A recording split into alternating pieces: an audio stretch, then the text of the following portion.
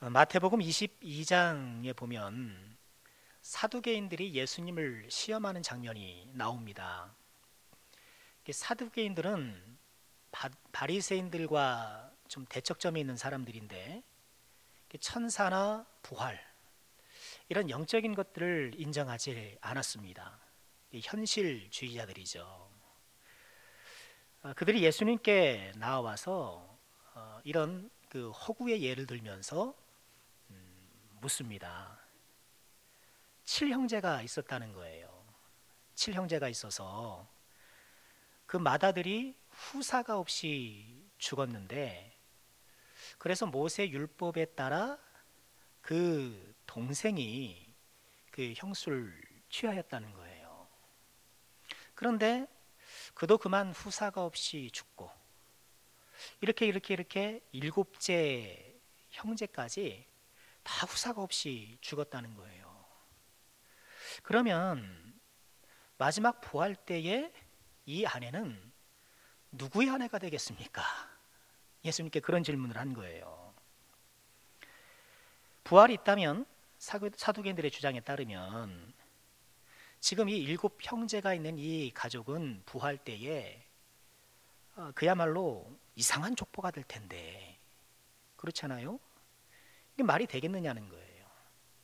하나님이 그렇게 이상한 가족 관계가 되도록 하셨겠느냐, 그런 상황을 만드실 리 없다. 그러므로 부활은 없다.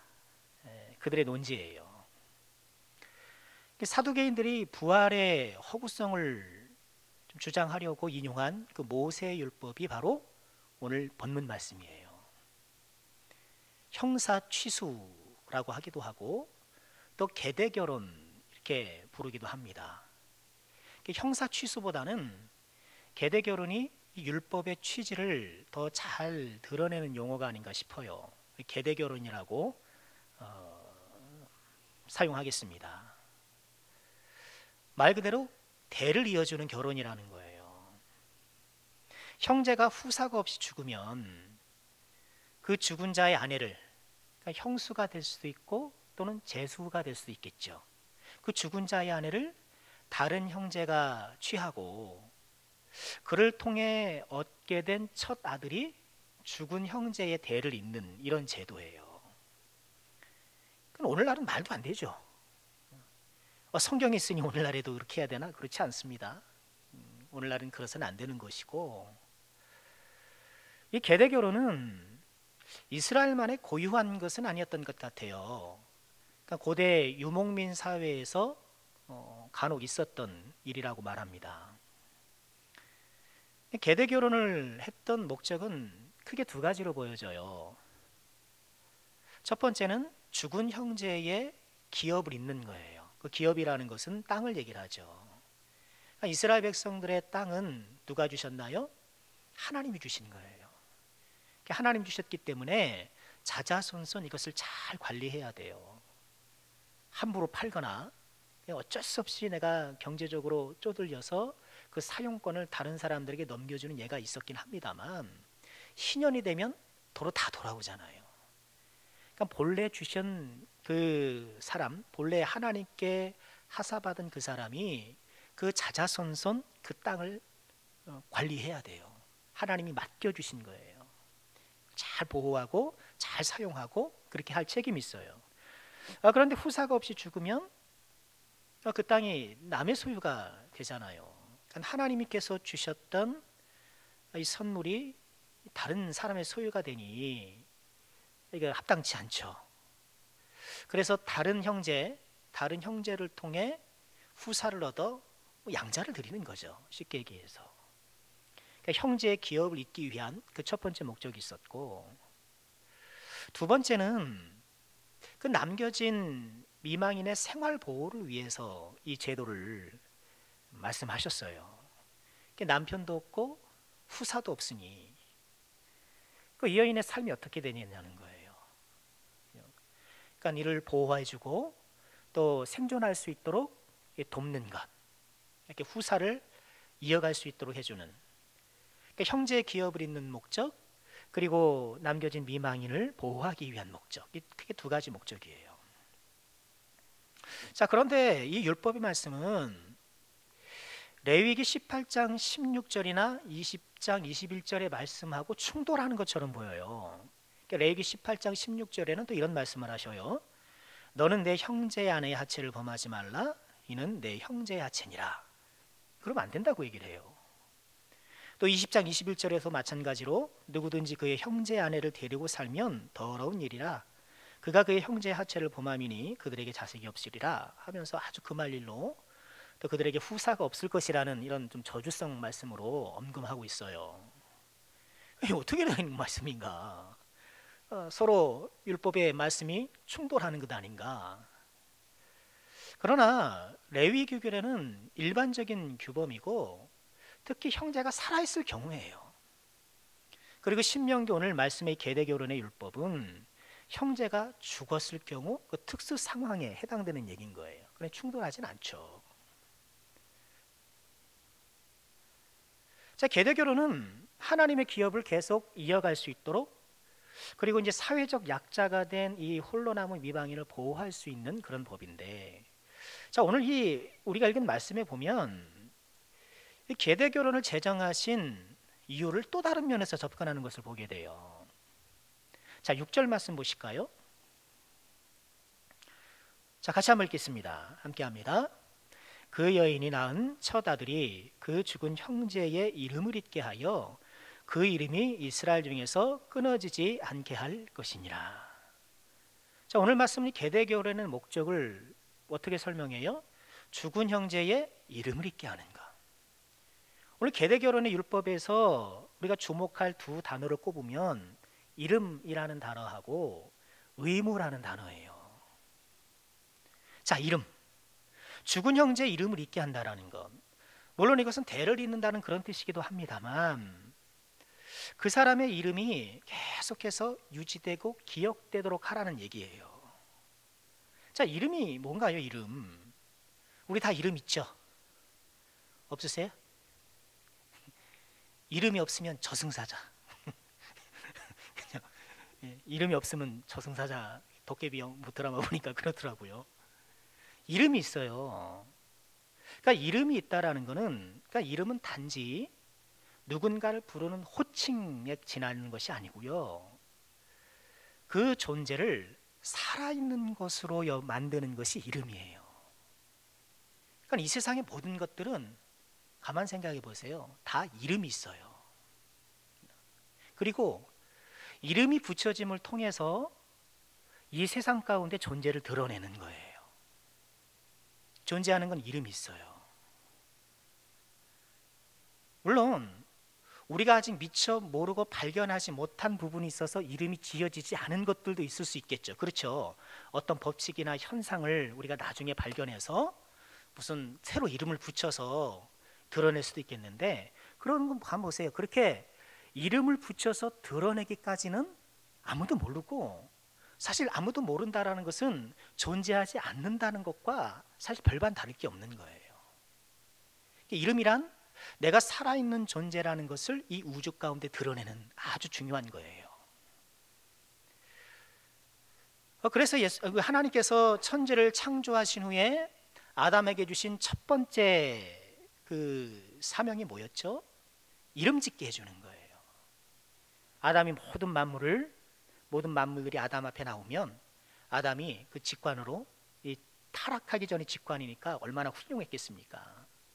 그 직관으로 그 대상을 파악하고 적절한 이름을 주는 거죠. 이름을 주는 거예요. 좀 희한하지 않습니까? 이름. 누가 처음 그렇게 불렀을까? 저 하늘을 왜 누가 하늘이라고 불렀을까? 누가 하늘이라고 먼저 시작했을까? 궁금하지 않아요? 그렇죠? 이름이 붙음을 통해서 이 우주 가운데에 내가 존재한다라는 것을 드러내는 거예요. 이름은 귀한 거예요. 김춘수의 꽃, 그런 내용 있잖아요. 내가 그의 이름을 불러주기 전에는 그는 다만 하나의 뭐예요? 몸짓에 지나지 않았다.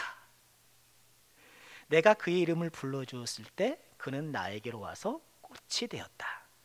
이름을 불러주기 전까지는 뭐 몸짓에 지나지 않았다. 어떤 움직임일 수 있고 뭔가 좀 뭐 존재의 티를 낼 수는 있는지 모르겠으나 이름이 불려졌을 때 나에게 꽃이 됐다는 거예요. 나의 의미 있는 존재가 됐다라는 것이죠. 그럼 시가 아니라 어떻게 보면 아주 굉장히 현실적인 서술인 것 같아요. 누군가의 이름을 알음을 통해서 우리는 그 사람을 내 인생에 들이는 거예요. 사람이 서로 만나면 뭐부터 합니까? 통성명을 해요. 통성명을 하고 통성명이라는 것 자체가 이 음성이 흘려지니까 기억이 안 될 수 있잖아요. 그러니 뭘 줘요? 명함을 주는 거예요. 이름을 주는 거예요. 내가 그 사람의 이름을 안다라는 것은 그 사람이 내 인생에 의미 있는 존재가 되었다라는 거예요. 인간관계 가운데에 뭐가 중요해요? 이름을 기억해 주는 것. 이름을 기억해 주는 것이 중요한 거예요. 그러니까 우리 선생님들, 우리 학생들 뭘 기억해 줘야 돼요? 이름을 기억해 줘야 돼요. 정신 바짝 차려야겠더라고요. 아유, 이거 어떨 때는 아유, 이름이 생각이 안 나가지고 막 그냥 이름 생각 안 나가지고 아유, 곤란할 때가 있어요. 그건 뭐 무관심보다는 머리가 나빠서 머리가 나빠서 그런 수도 있는데, 자, 하나님은요 이처럼 이 소중한 우리의 이름이 기억되길 원하세요. 근데 이 이름을 가장 적극적으로 기억해주고 또 추억해줄 사람이 누구예요? 후사죠. 후사. 내 자손을 통해서 이 사람의 이름이 기억되고, 그 사람들은 족보를 기록하고. 만약 사람이 후사가 없으면, 나의 이름을 좀 적극적으로 추억해줄 사람이 없으면 그 존재가 사라지는 거예요. 근데 하나님 그걸 원치 않으신다는 거예요. 자, 이 계대교련의 율법에서 우리가 좀 보아야 될 하나님의 마음이 이거예요. 하나님은 저와 여러분 같은 이 세상에서는 뭐 이름 없는, 세상이야 뭐 좀 대단한 업적을 좀 남겨야, 그렇죠, 그래도 이름을 남지만 우리가 뭐 어디 세상에 이름 남길 만한 사람이 뭐 얼마나 되겠습니까? 여러분 이름 많이 남기시길 바랍니다. 저는 뭐 그런 주제는 못 되는 것 같고, 우리 같은 평범한 사람, 우리 같은 사람 아무도 우리의 이름을 기억해 주지 않고 존재를 인정해 주지 않을 수도 있는데, 우리 하나님은 그렇지 않다는 거예요. 우리가 이름이 기억되기를 원하시고, 하나님이 우리의 이름을 기억하실 뿐만 아니라 우리의 이름이 기억되기를 원하시는 것, 이것이 하나님께서 우리를 사랑하시는 또 하나의 방법이라는 거예요. 오늘 계대교련을 통해서 죽은 형제의 이름을 잊게 하는 이 율법을 통해서 우리 이름을 얼마나 소중히 여기고 또 우리 이름을 기억할 뿐만 아니라 우리 이름이 많은 사람들에게 기억되기를 원하시는 하나님의 마음을 보게 되는 거예요. 그래서 오늘 말씀 속에서 또 우리가 좀 묵상해 볼 것은요, 의무예요. 의무. 두 번째는 의무. 형제의 집을 세우는 의무. 자, 이렇게 계대교련의 율법을 정했지만 이것을 다 그렇게 기쁘게 따랐던 것 같진 않아요. 그래서 오늘 말씀에 보면 이 율법을 따르지 않았을 경우 어떻게 해야 되는지 그 내용들이 쭉 서술되어 있잖아요. 그러니까 누구나 다 계대교련을 원했던 것 같진 않아요. 그럴 수 있죠. 형제 부인이 마음에 안 들 수가 있어요. 형수하고 싸웠어.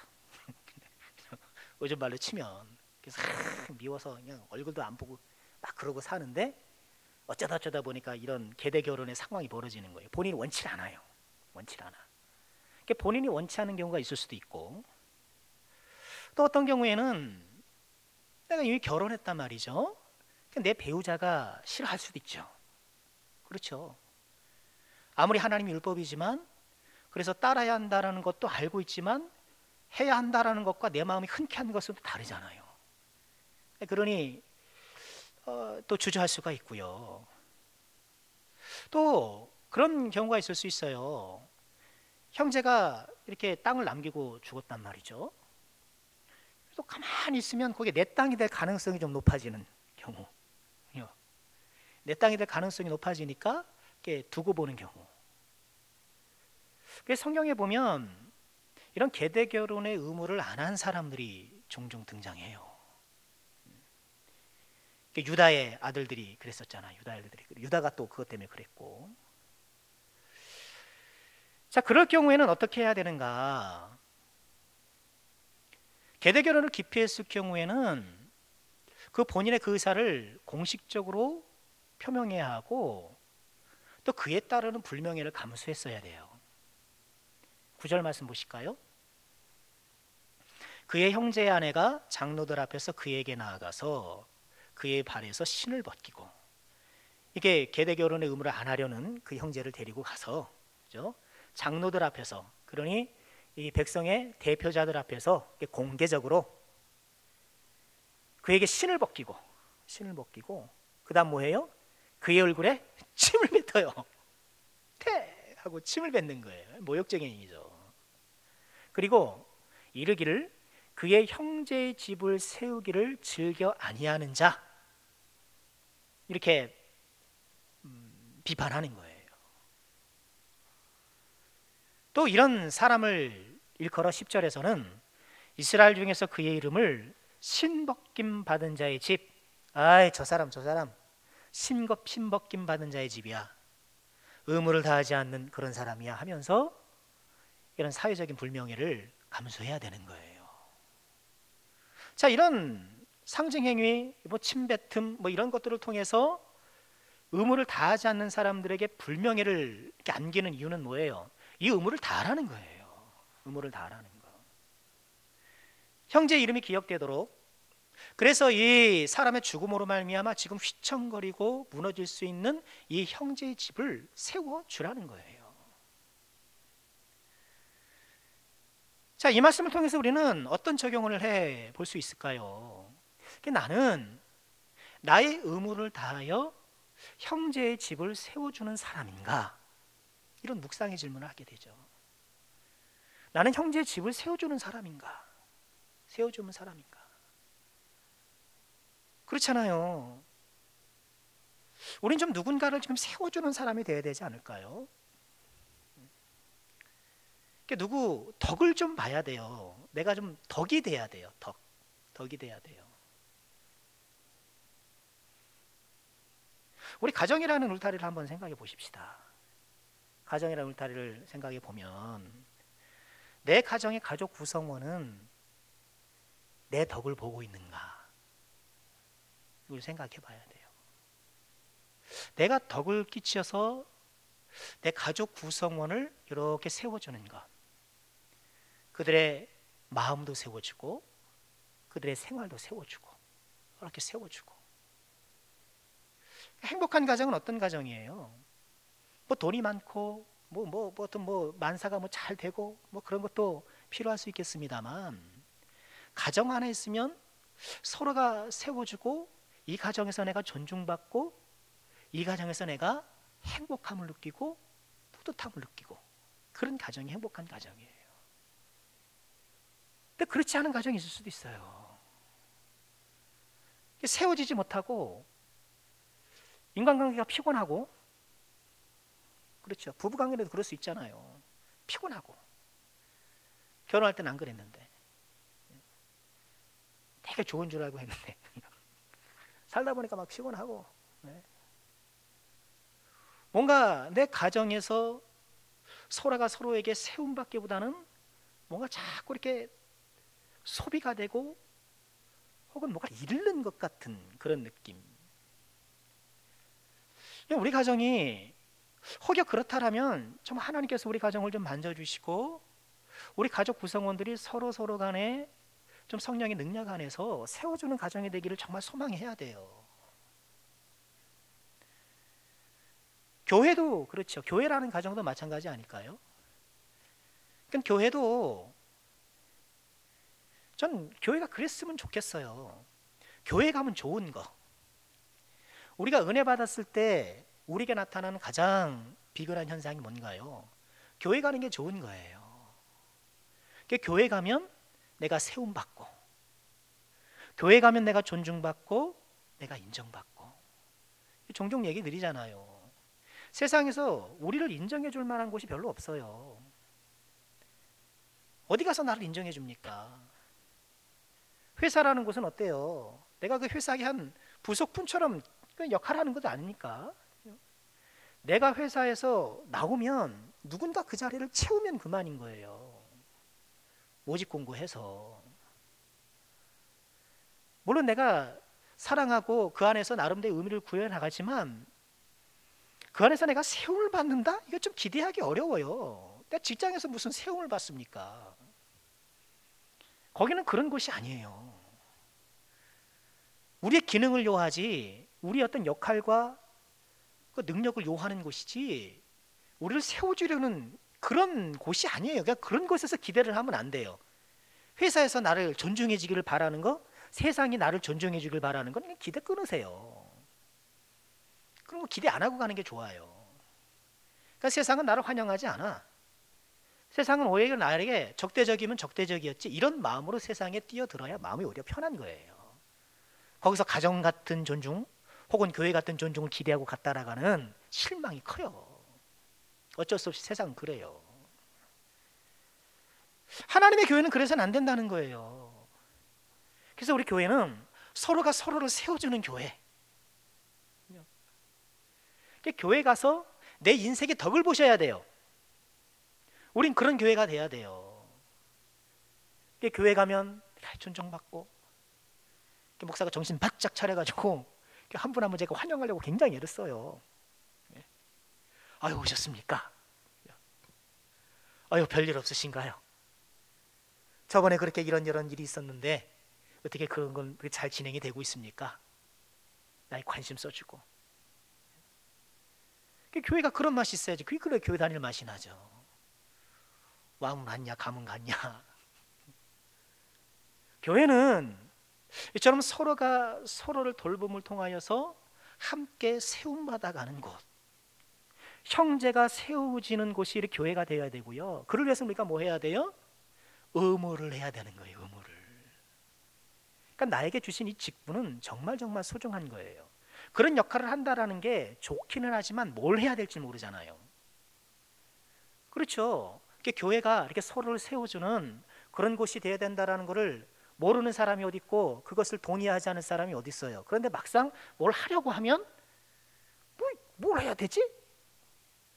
근데 뭘 해야 되지라고 하는 이 질문에 답을 주는 게 뭐예요? 그게 나의 직분이에요. 그 직분이 그래서 소중한 거예요. 이처럼 추상적이고 뭔가 좀 퍼져 있는 듯한 우리의 역할들을 직분이라는 것이 분명하게 해주는 거예요.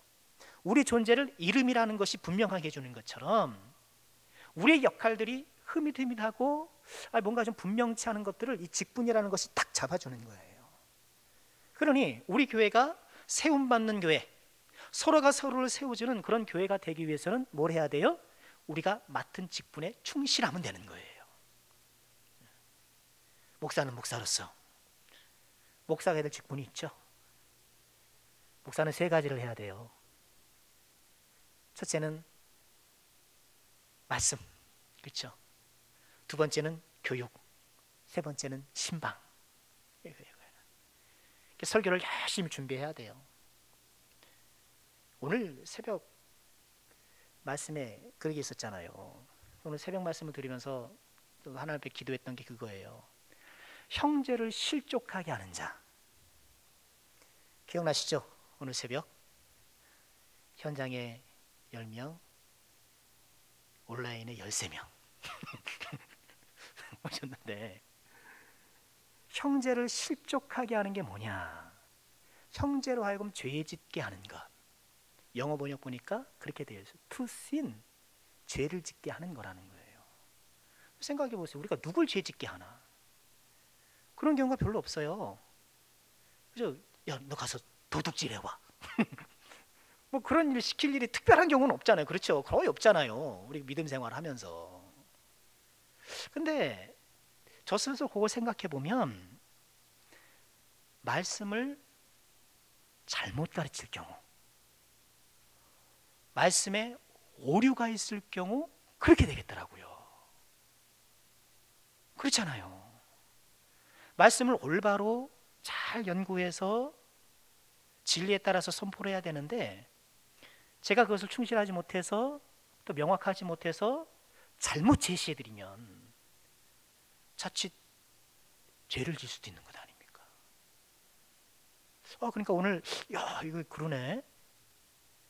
실족하는 거 그전까지는 그냥 마음에 상처 주는 거 이렇게만 생각을 했는데 그것도 안 해서는 안 될 일이겠지만 죄짓게 하는 것 그럴 수가 있겠다라는 거예요. 자칫하면 우리가 나의 맡겨진 직분의 그 본분을 잘 기억하고 그것을 성실하게 수행할 때에 우리 교회가 형제집이 되는, 세워지는 형제집이 되는 거예요. 가정도 마찬가지죠. 가정도 아버지로서의 역할, 뭐 돈 벌어오는 게 다가 아니잖아요. 어머니로서의 역할, 뭐 음식 만드는 게 다는 아닐 거 아닙니까? 자녀로서의 역할, 내 가정의 구성원으로서 내가 해야 할 일들의 본질을 깨닫고 그것을 충실히 감당하는 것. 주님의 몸된 교회 안에서 내가 부여받은 직분의 본질과 그 역할을 올바로 깨닫고 실천하는 것. 거기서 우리 교회에 이 세워지는 모습이 가정이든 교회든 나타나게 된다는 거예요. 대략 알아요. 내가 목사로서 또는 장로나 안수집사나 권사로서 뭘 우선적으로 해야 하는가, 어떻게 이 직분을 감당해야 되는가를 우린 이미 다 알아요. 다 알아요. 그 문제는 뭐예요? 아는 것으로 끝나면 안 되고 어떻게 해요? 잘 감당해야 돼요. 감당해야 돼요. 그걸 통해서 다른 형제가 세워지고 또 나도 세워지고 서로 세워주는 교회가 되는 거죠. 우리 교회가, 남성교회가 그런 교회가 되었으면 좋겠습니다. 우리 사랑하는 모든 권속들 가정이 이렇게 세워지는 가정, 세워지는 가정. 그래서 내가 이 가족 구성원인 게 너무 행복해. 좀 그래야 되지 않겠습니까? 비록 우리 집이 뭐 집도 좁을 수가 있고, 뭐 아빠의 월급이 뭐 좀 뭐 크진 않다 하더라도 나는 우리 가족의 일원인 것이 너무 좋아. 그런 가정이 돼야 돼요. 정말 소망해야 돼요. 우리 교회도 마찬가지. 우리 교회는 뭐 내놓으라 하면 대형 교회도 아니고 또 뭐 좀 곳곳에 금도 가기도 하고 그렇지만 난 우리 교회의 일원인 것이 너무 좋아. 내가 남성교회의 성도라는 것이 너무 좋아. 남성교회 목사라는 것이 너무 자랑스러워. 그래야 되는 거 아닐까요? 이런 은혜가 꼭 있으시기를 주의 이름으로 축복합니다. 자, 말씀을 정리하겠습니다. 이 계대결혼의 율법을 통해서 우리가 두 가지를 묵상했는데, 계대결혼의 율법 속에 담겨있는 아버지의 사랑, 우리의 이름을 기억하실 뿐만 아니라 우리의 이름이 기억되길 원하시는, 또는 계대결혼을 통해서 무너지고 지금 휘청휘청거리는 이 갑작스러운 죽음으로 인해서 지금 막 흔들거리는 이 가정을 세워주는 역할. 우리의 가정도 우리의 교회도 우리의 의무를 다해서 서로가 서로를 세워주는 곳이 되면 좋겠다 하는 묵상을 함께 나눠보았습니다. 자, 이번 한 주간 또 주 안에서 승리하시길 바라고요. 오늘 말씀처럼 하나님의 사랑 안에 거하시고 또 우리가 서로가 서로를 세워줌을 통하여서 인생의 가장 큰 보람과 행복을 느끼는 가정생활, 신앙생활하는 우리 모든 주의 종들 되시기를 주의 이름으로 축원합니다. 기도하겠습니다.